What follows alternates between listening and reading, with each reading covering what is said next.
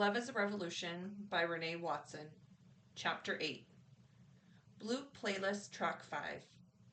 Big and brown and beautiful. Chorus. If beauty is in the eye of the beholder, then look at yourself, take in your whole body.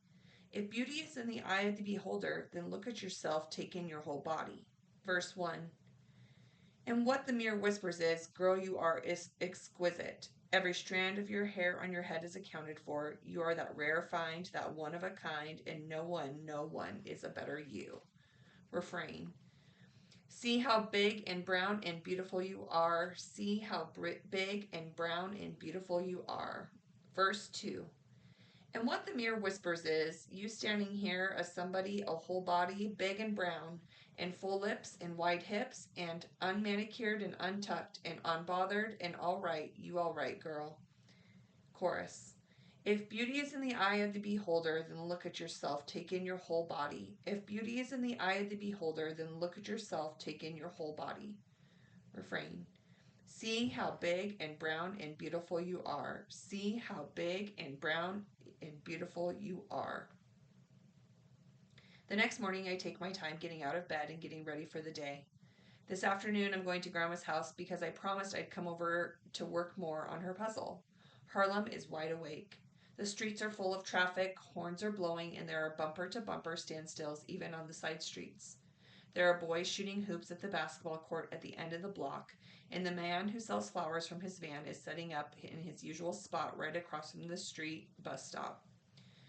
I think maybe I'll take the bus, but instead I walk and stop at the bodega to get chips and something to drink.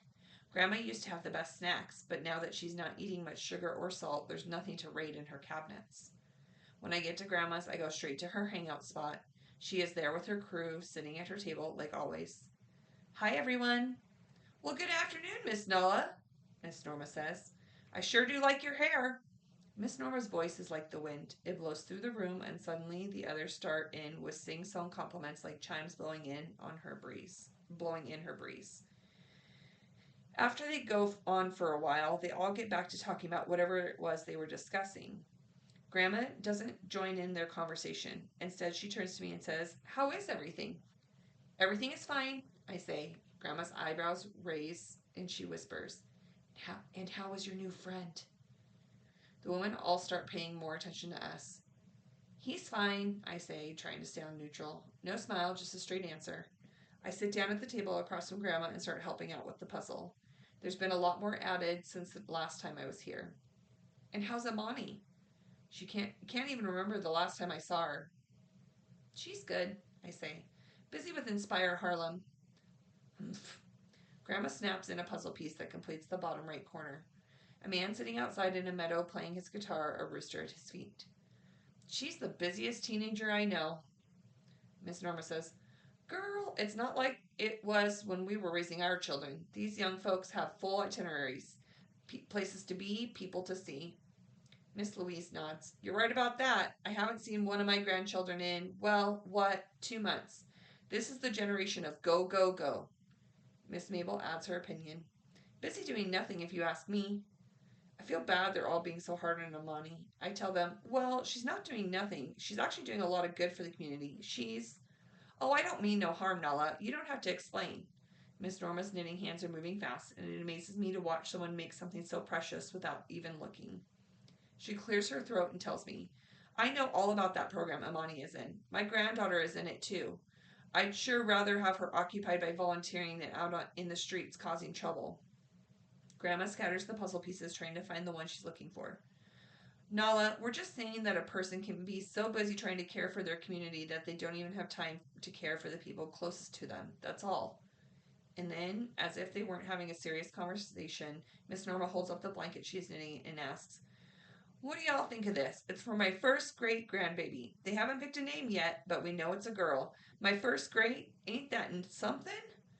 Well, we all ooh and ah at the blanket, and there's so much pride in Miss Norma's eyes. And she's right. That is something, that her family is expanding and growing, that she has mothered generations. I take my phone out and take a picture of Miss Norma without her even noticing. There is something about the way that she is so careful with it, like her actual great-granddaughter is already here in her hands. You over there being paparazzi, Nala? Grandma sees everything. Just taking a few photos, that's all, I say. And of course, it's Miss Louise who says, well, let me know, Chili. She straightens her clothes and poses. I'm ready now. And for the next 10 minutes, I become a photographer doing a photo shoot at the Sugar Hill Home for Seniors. Now send me those, okay? Miss Louise says. Miss Norma says, Louise, you don't have a cell phone or email. How do you think she's going to send them to you? Miss Louise looks a little confused. I'll figure out how to get them to you, I say. I put my phone away. Grandma and her friends bounce from topic to topic. In this past hour, we've gone from talking about Amani and all of us young people to politics to the sale on bananas that the grocery store is having, and then Grandma brings up the wall again. It must really be annoying for her to keep complaining about it. What are we going to do about this sad, dingy, plain wall? Should we ask them to at least paint it a warm color? It's not just the color. It's the only one little picture. It's it's that one only little picture that they're looking all lonely, Miss Louise says, laughing. She is adorned in pearls today in a sleeveless navy blue sundress. Her nails look freshly manicured. Of course she wants it to be something other than plain. Once my great-granddaughter is born, maybe I'll hang a big photo of her on the wall. Make this into my extended living room, Miss Norma says. We all laugh. Then I get an idea. You all should hang up photos in here. Like, make this wall a tribute to all the families represented in the building. They all sit, quiet. Maybe my idea is horrible and they don't know how to tell me. Grandma sits up straighter in her chair. You know, Nala, that is something to think about. Knowing Grandma is even a little interested in this makes me sit up too.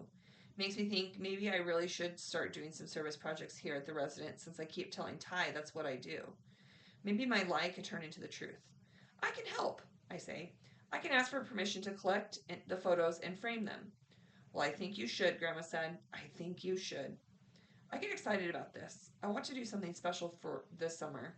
I mean, it's not as big and as important as what Imani and Ty are doing, but adding some warmth to this room and making it welcoming, honoring the people who live here, that's something. My phone buzzes. It's Ty asking what I'm doing.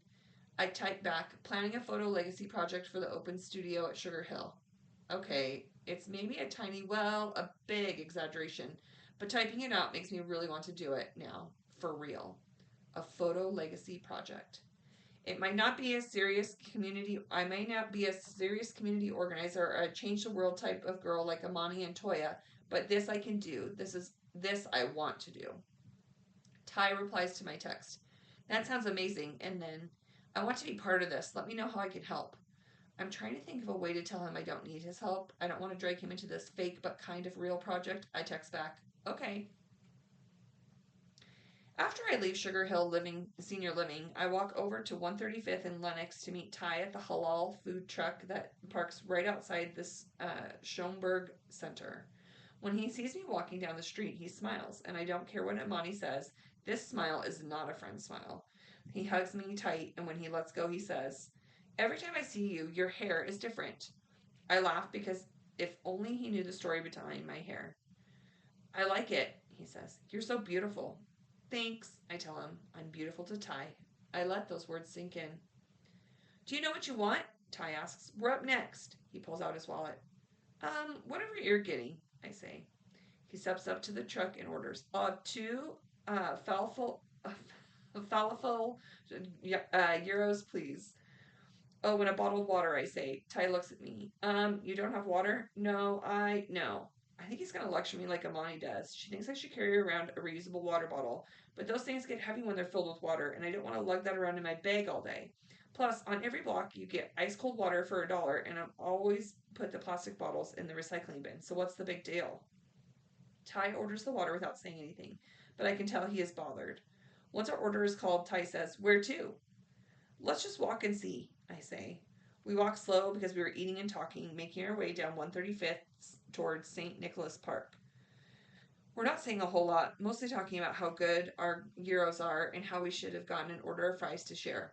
Once we get to the park, we climb the stairs, and I hope I am not out of all the breath I have by the time we reach the top. We find a bench to sit on, and now I am finished my food. I feel thirsty, but I feel awkward bringing out my bottled water. I do it anyway because it is too hot out here, and after walking up the steps, my throat is dry. I drink my water, trying not to guzzle it down like I really want to.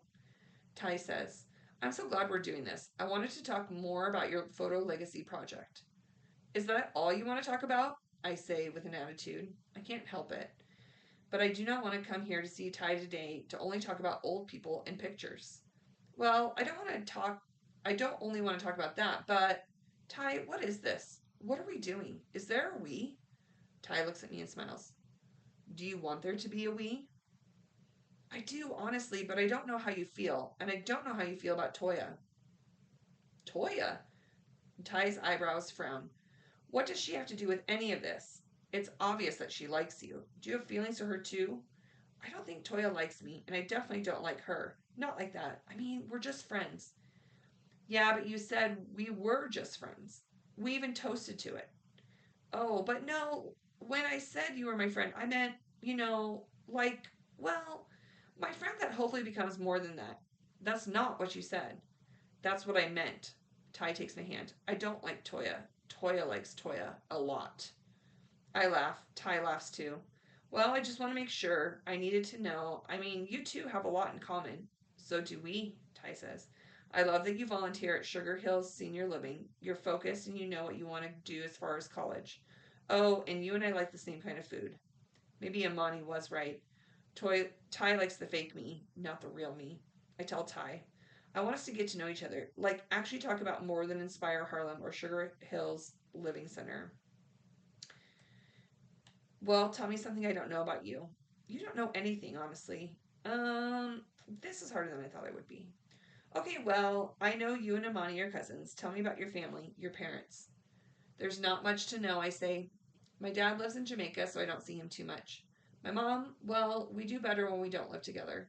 I love her, but she's not good at being a mother. I don't know if that sounded mean, so I just turned to question him. What about you? Are you close to your parents? My mom, yes, she's my everything. My dad, not so much. Now we're good, but when I was younger, it was rough. My parents divorced when I was 8. Back then, my dad was not good at being a father at all, or a husband. But now he's remarried and he's a better man. Ty sounded sad when he said this, and then he said, I'm proud of him for getting his life together, but I hate that he couldn't do it for my mom. He has a whole other family. They get the best version of him. We stand and start walking through the park.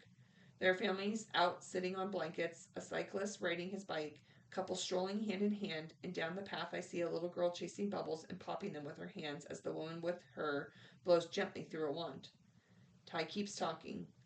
I'm so glad I am finally getting to know him and not just what he does for Inspire Harlem. My dad lives in Connecticut and has a whole new family, 2 other children with his new wife. My uncle kind of stepped in and helped my mom. He's like my dad, so I get what you mean about not being close to your mom and having a stronger relationship with your aunt. I noticed that Ty said new wife and not stepmom. My dad and I would probably get along better if he didn't lie so much. What do you mean? He just doesn't keep his word. He's always making plans with me and then canceling them at the last minute. Ty shakes his head and lets out a long sigh. I can't stand it when people don't follow through. Make a plan, stick to it. Say what you mean and mean what you say.